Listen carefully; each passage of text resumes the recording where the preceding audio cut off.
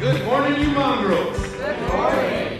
Does that all gusto you can muster? I said good morning. Good morning. Now, it's a tiny bit better.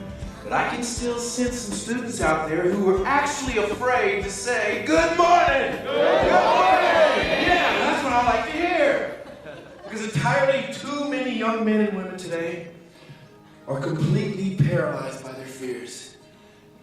They surrender their bodies to the temptation and destruction of drugs, alcohol, and premarital sex. Now, I'm going to tell you a little story today. It's a heartbreakingly sad story about a young man whose life was completely destroyed by these instruments of fear. A young man searching for love in all the wrong places. His name was Frank.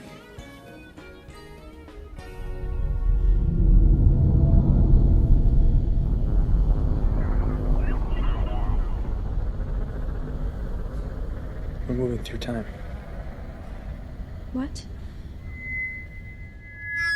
Hi, my stepsister, I sometimes worry that she eats too much. Shut up, Kim. I'm just trying to help you. Oh, sweetheart, please. There's absolutely no reason to be embarrassed here. Many times we eat because we're afraid to face our ego reflection. All right? We find ourselves looking at the mirror rather than looking into and through the mirror. When we do that, we can finally see the reality of how beautiful we are. Thanks. Sure. Come on up here. Don't be afraid.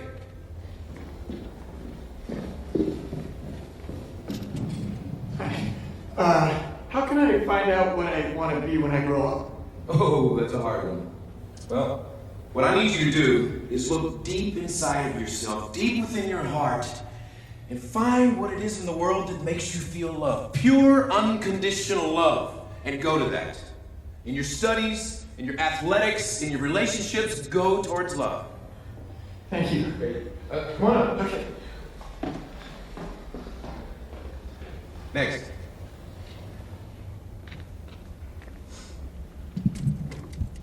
What do I do to learn how to fight?